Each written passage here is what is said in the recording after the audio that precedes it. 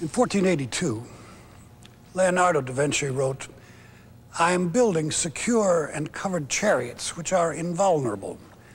And when they advance with their guns into the midst of the foe, even the largest enemy masses must retire." Some 400 years later, Leonardo's armored chariot rumbled under the scarred terrain of the Western Front. And as the machine evolved, so did the tactics to exploit its enormous firepower. With strategists like Guderian, Patton, and Rommel, the tank emerged as the dominant weapon of land warfare. The armies that marched to battle in World War I were still best suited to the musket and the cavalry charge. Little had changed in the pattern of warfare since the 19th century. Long lines of trenches, intricate barbed wire defenses, a mass of mud churned up by unyielding artillery fire, and short, often futile infantry attacks, where advances were more often measured in yards than miles.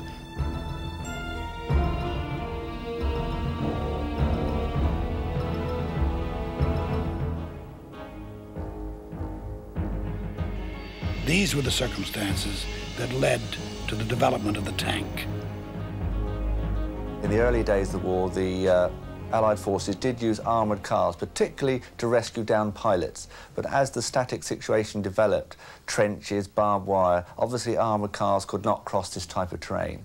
So tanks were developed in order to cross a terrain swept by machine gun fire, covered in barbed wire and covered in very deep trenches, which armoured cars could clearly not operate in. Winston Churchill, then First Lord of the British Admiralty, advocated the development of land ships. Farm tractor tread designs inspired the first top-secret experiments. For security, they were called tanks. Well, the word tank came, in fact, as a cover story during the First World War when they were developing these vehicles, and they did tend to look like water tanks. So people did not know exactly what they were. They just happened to call them tanks, and that name has stuck right through this day. The very first British tank was called Little Willie, and that actually was a full-track vehicle with just a very large superstructure, but it did prove the basic concept. In December 1915, the first British Mark I tank lumbered out of the laboratory. It was nicknamed Big Willie, or Mother. This was the first of the series of British tanks with the lozenge or rhomboid shape. Production began in February 1916, and in July, the world's first tank saw action at the Battle of the Somme. These early tanks weighed 31 tons and had a top speed of less than 4 miles per hour. Of their 8-man crew, it took 4 just to steer. The range of the tanks was only 15 miles. Improvements in armor and armament continued throughout the war, the most common design being the Mark IV. Over 1,200 Mark IVs were built. The tanks were built in 2 versions, a male and a female. The male was armed with 2 naval 6-pounder guns, the female 4 machine guns.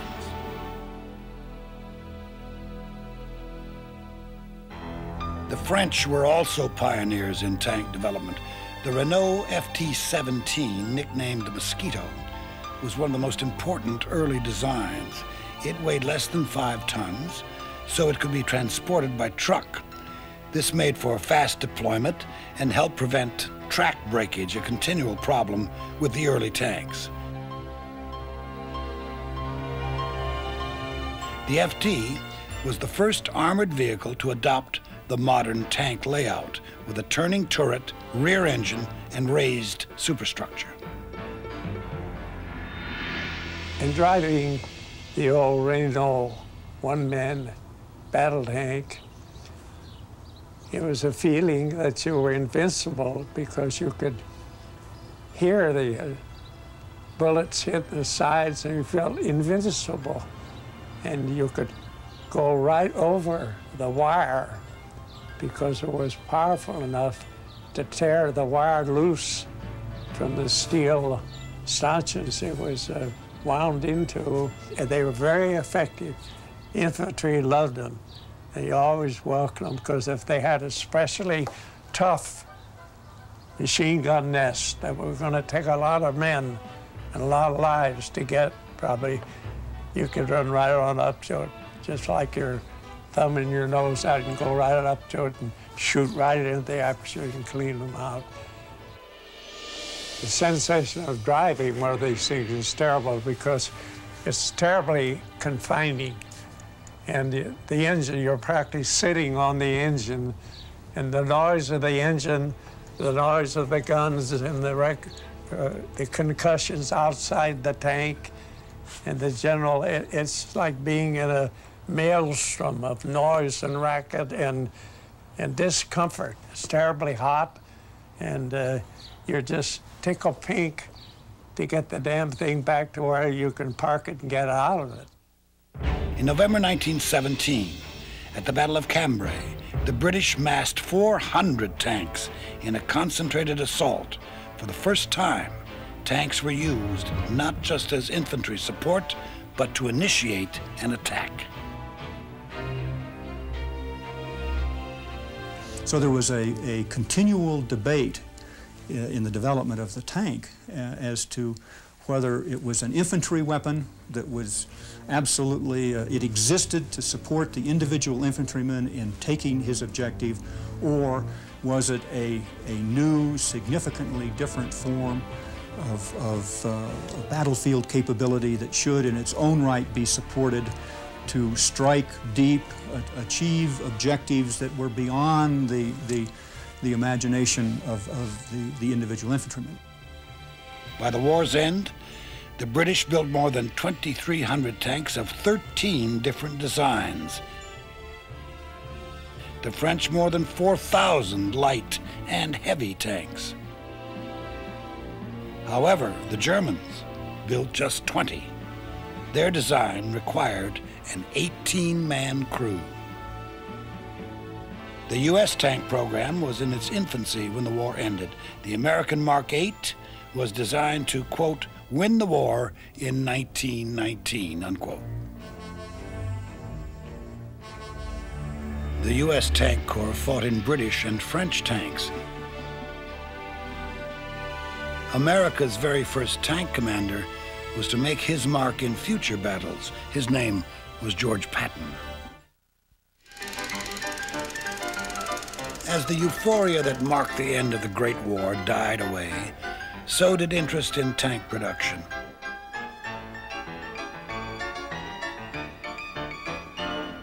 Surplus vehicles were relegated to the scrap heap. Throughout the world, there were still many pioneers interested in tank design and tactics. However, for the most part, their voices went unheard. In France, it was de Gaulle. In Germany, Guderian. In Britain, it was Liddell Hart, JFC Fuller. They saw the tanks as more than mechanized cavalry, but still in an important cavalry role in which you would puncture the enemy lines, get behind it, not worry about your flanks, capture communications, disorganize the enemy. And also they saw them operated in force. They didn't see them operated in ones and twos. It was an amazing thing that in every country there were people who had the right idea about how to employ tanks and wrote about how to employ tanks and were read by their counterparts in other countries who understood them and who all universally were ignored in their own countries. In the late 20s, a brilliant American designer named J. Walter Christie created a light, fast tank that could travel cross-country at amazing speeds on his revolutionary torsion bar suspension. The U.S. Army bought a few Christie tanks, but basically, America ignored his ideas.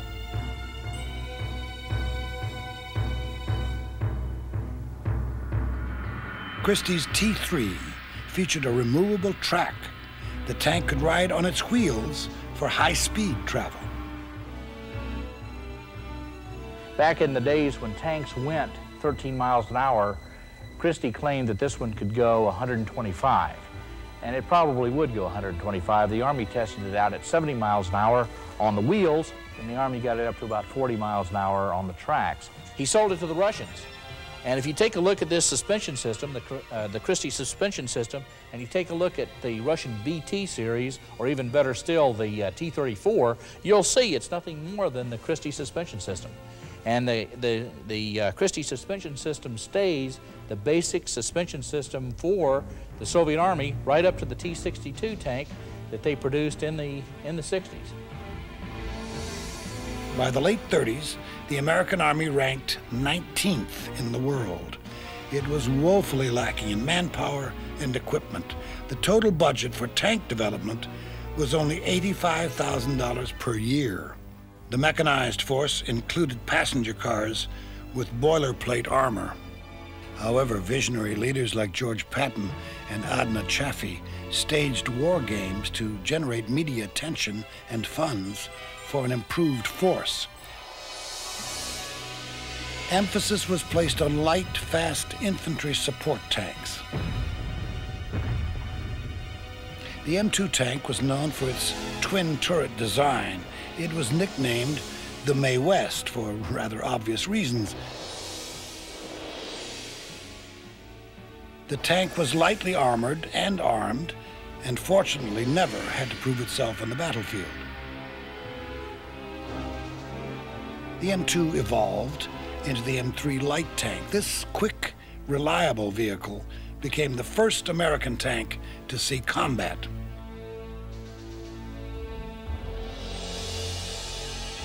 It's a light tank, has a 37mm gun, it's very fast. The British call it the Honey because it was a honey of a tank. They used it in North Africa to maneuver to the flanks and to the rear of the Italians and the German tanks to shoot them from the rear. The problem with the tank is that it's very, very lightly armored and could only be used really in a scouting role. You can't use it in a slugging match with armor. You have to maneuver at very high speeds to keep the other guy from shooting you.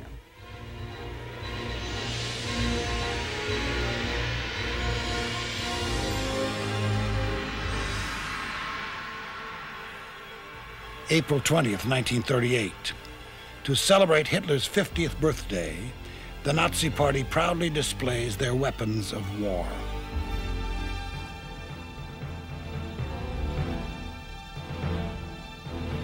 The Treaty of Versailles had banned Germany from tank production. However, work continued as prototypes were called Traktoren to disguise their identity. Then, as the Nazis came to power, production of the Panzerkampfwagens began openly with designs concentrating on the all-important tank characteristic, firepower.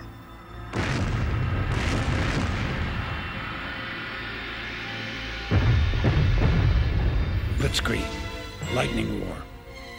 Heavy concentrations of tanks and air power smashing through enemy lines, destroying supply and artillery positions, and shattering the enemy's will to resist. With the devastating attacks on Poland and Western Europe in 1939, the Germans proved the value of the strategy. The same strategy advocated by the British theorists years before and perfected by German leaders like Heinz Guderian and Erwin Rommel.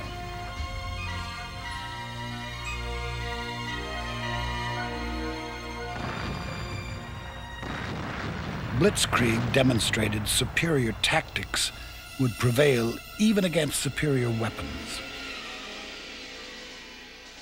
Prior to the invasion of France in 1940, in fact, the British and French had more tanks than the Germans. Some of our tanks were very good, but we did not know really how to use our tanks. We tended to spread them too thin, where the Germans would concentrate their armour and use it en masse. We had the tanks, we had the artillery, but we could not really use them as a combined arms team. Therefore, we lost the Battle of France. With Blitzkrieg, the Germans had turned the tank into the dominant weapon of ground warfare, and the Panzer tank crews became the most feared fighting men on Earth. We always talk about equipment. It is the motivation of the man, how he's trained, how he's led. And that certainly had a major part to play of the effectiveness of the German army. They were well-led, they were well-motivated. Perhaps some of the Allied countries, perhaps as France, they did not have that same motivation or backup the German soldier had. But inevitably, with triumph comes tragedy for both the victors and the vanquished.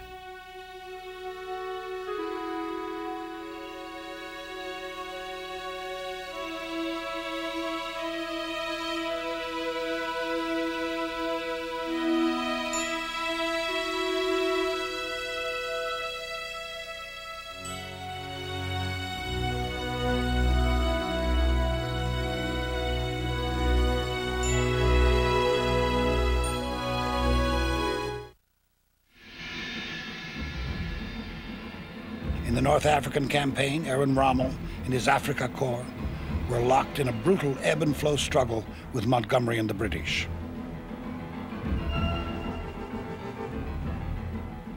The Germans continued to improve their Panzerkampfwagen series with bigger guns and heavier armor. These were formidable tanks, but the designs proved complex and difficult to manufacture and maintain.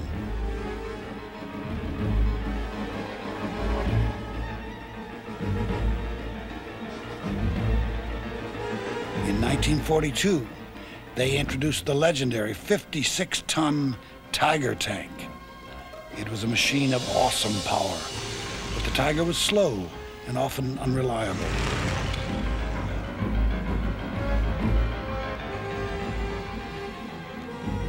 The British countered with their own light tanks like the Crusader and Matilda, but eventually they looked to America for greater firepower.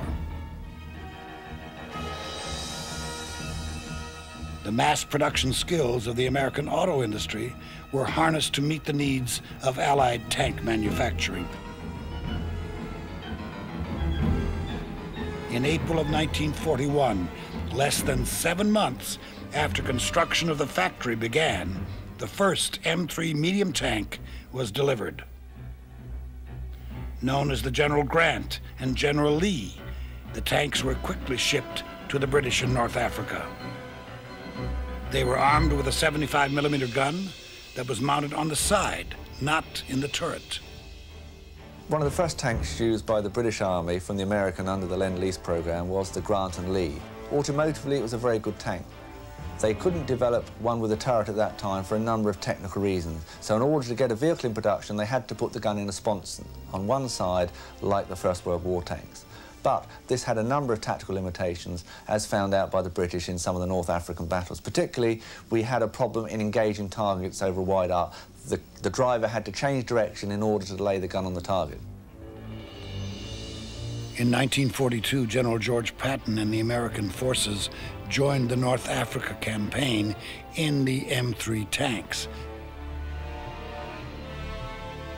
Rommel wrote, quote, "The advent of the new American tank has torn great holes in our ranks," unquote. However, at home, design work continued on an improved medium tank. The Americans, too, had discovered the deficiencies of the M3. Yeah, the M3 was simply awful. It was called a bucket of death because it had been put together with bolts, welded bolts.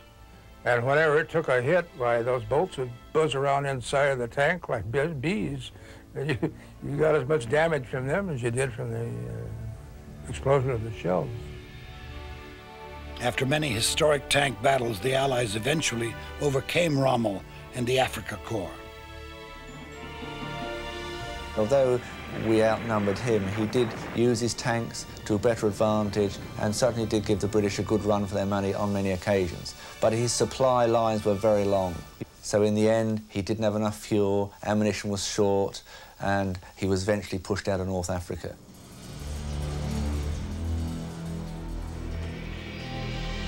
On the Eastern Front, the fine Soviet T-34 tanks were surprising the Germans with their speed and maneuverability. In response, the Germans developed the 50-ton Panther tank. Along with the T-34, the Panther is considered by many the finest tank of World War II.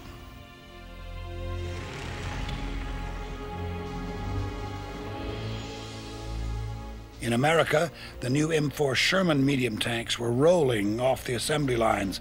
Before the war's end, over 50,000 Shermans would be produced.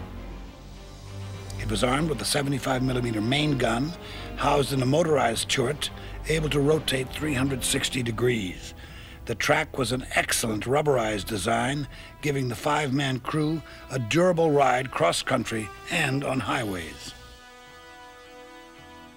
The highly maneuverable Sherman was rugged, reliable, easy to produce, and simple to maintain. Shermans fought for virtually every Allied army in almost every theater of the war. The Sherman tank is considered one of the most important armored vehicle designs in history. After what we had gone through, it was like a blessing. I mean, we couldn't, some of us would stay in it all night just to get acquainted with it. It was a delight. It was brand new, and it had everything we'd been missing. But during battle, tank crews soon discovered the Sherman too had glaring deficiencies. The armor was far too thin, and the gun far too small compared to the German King Tiger and Panther tanks. In Normandy, if you sent 3 or 4 Shermans after a Panther, you might well knock out the Panther, but you'll probably lose 3 of your Shermans, because the Panther had much better armor protection and a much better gun. The Panther had a gun, a Pack 42 75mm gun, which would develop right at 3,300 foot-second muzzle velocity. Compare that with our Sherman tank, with this little M275, which was 2,000 50-foot-second muzzle velocity. That means that that gun could go all the way through our tank and out the other side, and we couldn't even get to the front of that tank. We could outrun them. We could outshoot them on a straight run, but we could never, very, very seldom knock them out. Because like the shell, they would just bounce right off the tanks. If you hit them in the front, forget it. They would just smash that shell in pieces and wouldn't even penetrate. It's an awful feeling, I'll tell you that. You're shooting and it's bouncing off of them, and they're firing at you, and they're going through you like a hot knife through butter. I felt like that we had been victims of a tragic misunderstanding, because I had been to tank school, and I'd seen the M4 Sherman tank, and I'd been told that that was the best tank going, and I believed it. I believed it was better than German tanks. I didn't know that German tanks were like they were. Our men went into Normandy believing that those tanks were good and that they were equal to or better than German tanks. When we got in there, it was a real tragedy to see it was the other way around. Our division had fantastic losses. We lost 87 tanks going the first 7 miles through those hedgerows. It was just horrendous. Another problem with the Sherman was that ammunition storage was poor, so the tank caught fire easily. Crews eventually nicknamed it the Ronson lighter because it always lit the first time.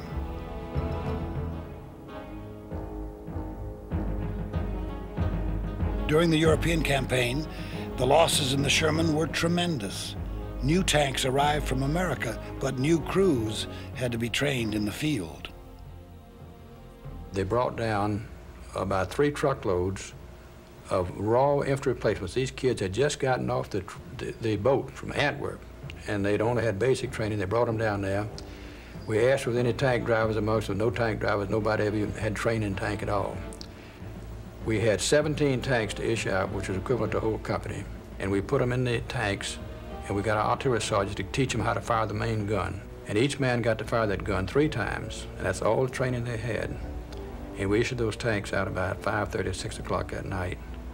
Went down there again about 8 o'clock that night or later, and of those 17 tanks, 15 of them were knocked out on the side of the road. I don't know whether any of those men survived or not, but I thought that was a real tragedy that we'd had to send those young men into battle without any training at all because of the tremendous losses we'd taken prior to that.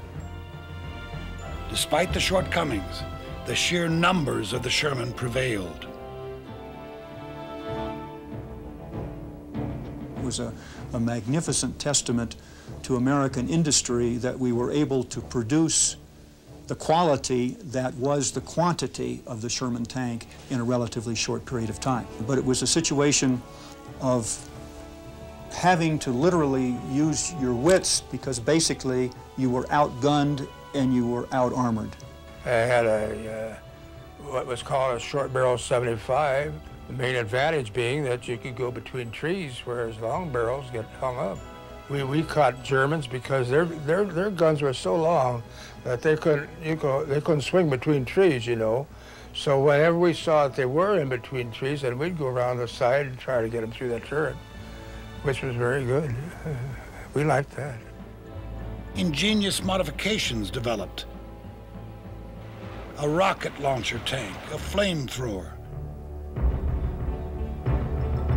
The British created a minesweeper version.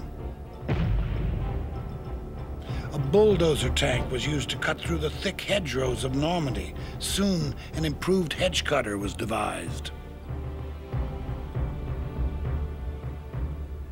It meant that instead of the Germans being able to say, well, they know that the breakthrough is going to come where we had a bulldozer.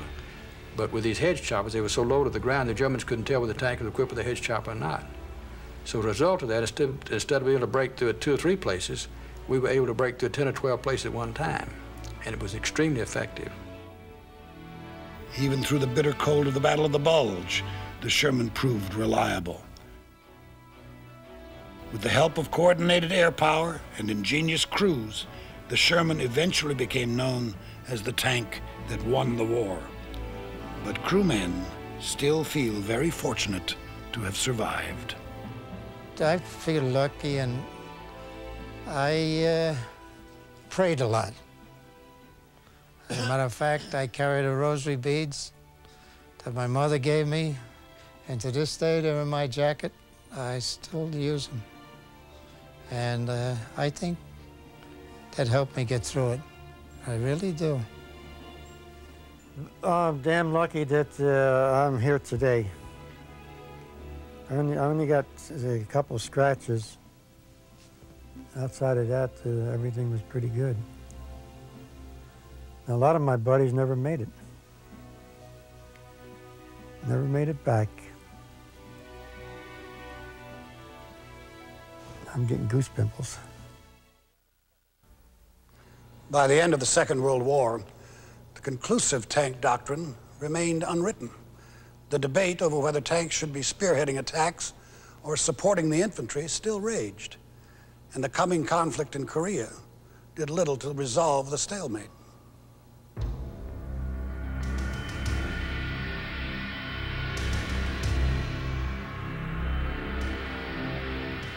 The terrain limited somewhat the use of the tank in Korea. The enemy tanks were limited by the fact that they were suppressed by our air power. Simply, when they appeared, they were eradicated by the superior air power. American tanks weren't able to be employed in the classic manner as they had been in the past because the Korean mountain passes and so forth dictated that they move along the roads. But they're still important and forced back into the original role that the British had employed upon them as augmenting the troops as a means of providing local firepower and local protection to the troops. Improved Sherman tanks, M26 Pershings and M24 Chaffee tanks were deployed to Korea. Often their role was limited to augmenting artillery batteries.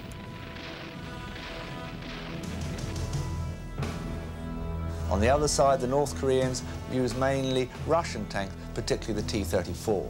When the T-34s came across the border, the Americans really were taken aback because they couldn't knock them out. They'd lost the edge. Their bazookas could not take out some of the Russian tanks used by the North Koreans and then later the Chinese. But really, the Korean campaign was really an infantry campaign. The terrain didn't suit highly mobile operations. You could certainly use tanks to push forward, but there were not many tank-via-tank operations. After the war, America experimented with a series of super heavy tanks with guns ranging up to 155 millimeters. Most were too cumbersome for standard operation. The T-95 tank weighed 100 tons. The Soviets, too, continued their armor development with modifications to their T-34 and K-5 tanks. In 1952, America introduced the M48 Patton medium tank to replace the Sherman. This remained the primary U.S. tank through the Vietnam War.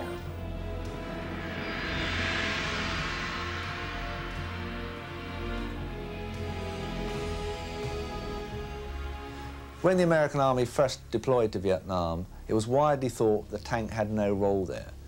But once offensive operations started, it was soon realised that tanks did have a role. And M48 tanks were sent out there, and also the Vietnamese were given tanks, particularly M48s. And those tanks were used in offensive operations to provide fire support and to break down the bush for the infantry to go through. First and foremost, Vietnam was truly the infantryman's war. The role of armor was one of supporting the infantryman in the accomplishment of his mission. Traditionally, the infantry had literally done the bread and butter attack while armor forces went around the flank, got into the enemy's rear, and what have you, working potentially with airborne forces.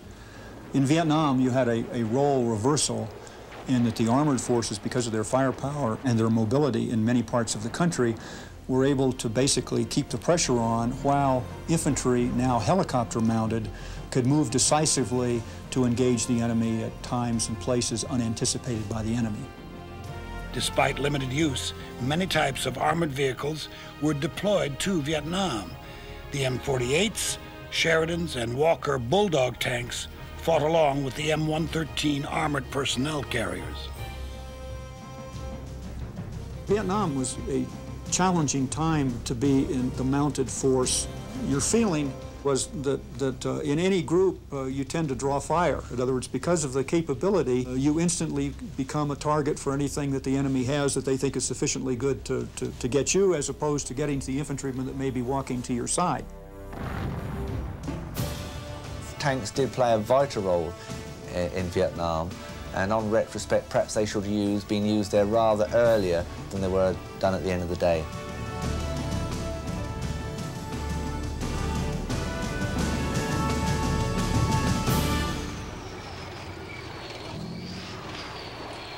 The M60 tank evolved from the M48, becoming America's first main battle tank.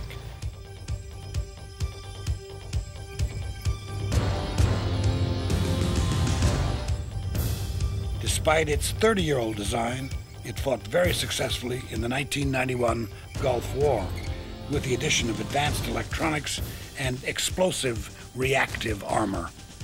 Until fairly recently, all tanks had basically steel armor. To improve survivability, you made it thicker. But in recent years, there have been a number of programs to improve the survivability of tanks. One is the development of explosive reactive armor. In fact, basically what this consists of is two sheets of steel with the explosives between them. They are fitted in small boxes or blocks on the outside of the tank. And when that block is hit by another high explosive anti-tank projectile, that causes the explosion between the plates to go off, and the plates move. And the outside plate goes outwards and eats up the incoming jet. So that really helps improve the survivability of the tank. The M60 has also been upgraded with a British-designed 105mm main gun. The 105 main gun can punch through anything that we've come across so far on the battlefield. We fire 3 or 4 basic rounds that we actually use right now. Number 1 round is the Sabo, and the Sabo round is our primary tank-killing round. It's nothing more than a depleted uranium projectile that fires out at a speed of 4,850 feet per second. Cruising at a speed this fast, it just crashes through the armor of just about any tank around. We also have a heat round that stands for High Explosive Anti-Tank. Now, the way that works, it impacts on a very small spot on the tank, and it shoots a shaped charge. It focuses the explosive power on a specific point. And to do this, it basically sends a stream of molten metal through the tank. And as this goes through the tank, it does the same thing. It heats up the tank and causes internal explosions inside the tank. the greatest strength of the M60 is the crew that operates it. If you get a crew who's knowledgeable and knows how to run the tank, it's going to take you a long ways. And that's exactly what it did when we were deployed to Saudi Arabia and Kuwait.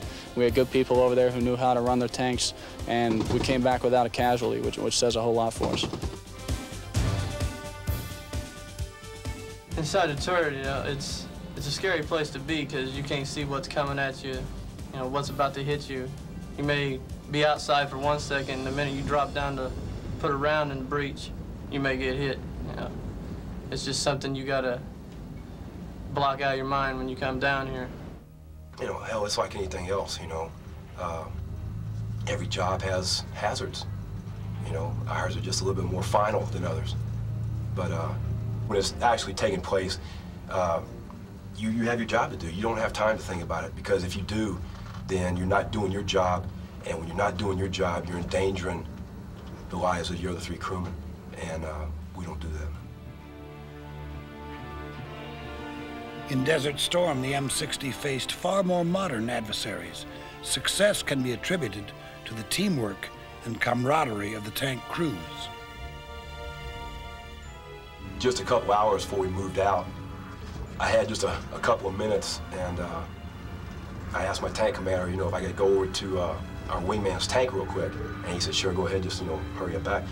So it happened to be my best friend, and there has never been an emotion that I felt that has any, you know, comparison to, you know, saying to him, you know, see you later. You try to downplay it, you know, I'll see you later, you know, like that, but will you? You know, you don't know.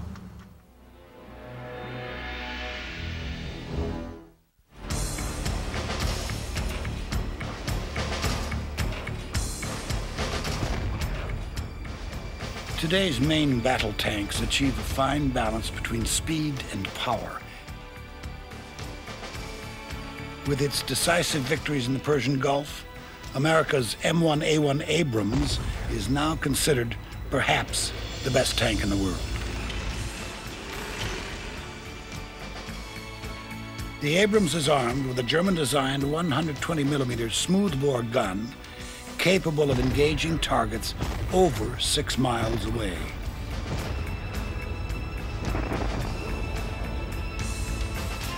It's powered by a 1,500 horsepower turbine engine, giving the tank an excellent power-to-weight ratio. The way we used to initially describe the Abrams, before it was issued to you as a crewman or in a platoon or what have you, was that you think you're getting a tank. What you're really getting is a helicopter. It just happens to float on the ground. But think of yourself at that level of speed and capability and what have you. The M1 is fitted with highly sophisticated electronics, a fully stabilized gun, a laser rangefinder, and night vision systems for the commander, gunner, and driver. Once they acquire the target, till the time that they have a round loaded and the gunner says on the way and fires a round and it goes out there, it can be maybe 5 to 10 seconds. It's got the maneuverability and speed that allows us to tactically put that 120mm on the enemy where he's most susceptible to our ammunition. Our major goal in the development of the Abrams tank was the survivability of the individual crewman. As a group, we were just absolutely convinced that it was our mission, our role, our desire to ensure that when mounted soldiers in the tank portion of the mounted battlefield went to battle again, that they would never be put at the kind of disadvantage that the American armored mounted soldier had of World War II in the Sherman tank. The front 60% of the M1 is covered with Chobham armor, a top-secret material developed by the British. The armor makes the tank virtually immune to most anti-tank weapons. Basically, the actual matrix and the makeup of Chobham armor is highly classified, and they've never stated what it is. But Chobham armor gives you protection against heat attack and also kinetic energy tech. To protect the four-man crew, ammunition is stored in compartments that explode to the outside if the tank is hit. With a compartmentalized ammunition, then if something happens to the ammunition, it goes off, then it's expelled to the outside rather than to the inside. And venting that flame and heat and destruction from our own ammunition to the outside really helps us stay in the tank and then go ahead and fight the tank once we get resupplied. Perhaps the greatest aid to survivability are the intense training programs the tank crews are subjected to. Identify. Up. Fire. On the way. Target. Moving tank. Identify. Up. Fire. On the way. Target. Fire. Time to stop. Even simulators have been developed for mock battlefield training.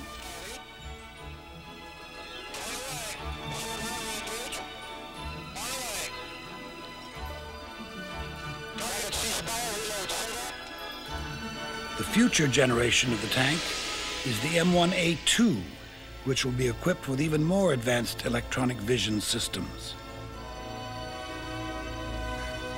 With all that equipment, you got to be a college graduate to run it.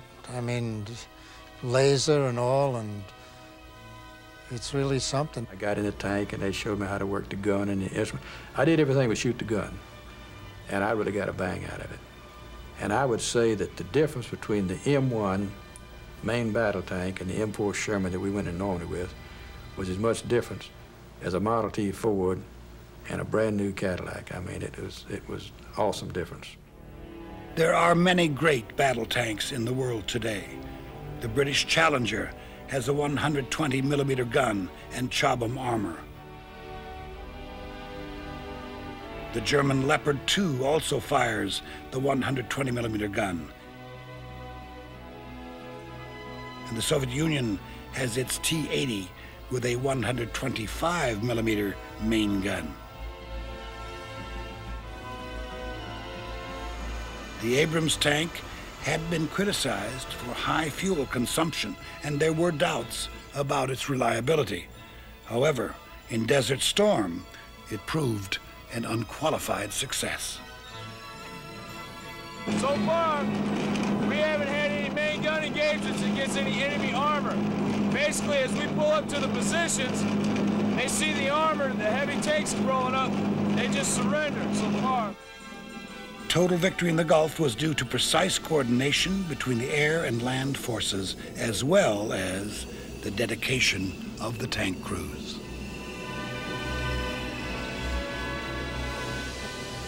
We've been going on this road now to Baghdad for 96 hours straight. But yet I'm really surprised the guys' morale's pretty good. You know, some people complain about lack of sleep, but overall, they know that the quickest way to go home lies up to the north. So we're going to get the job done.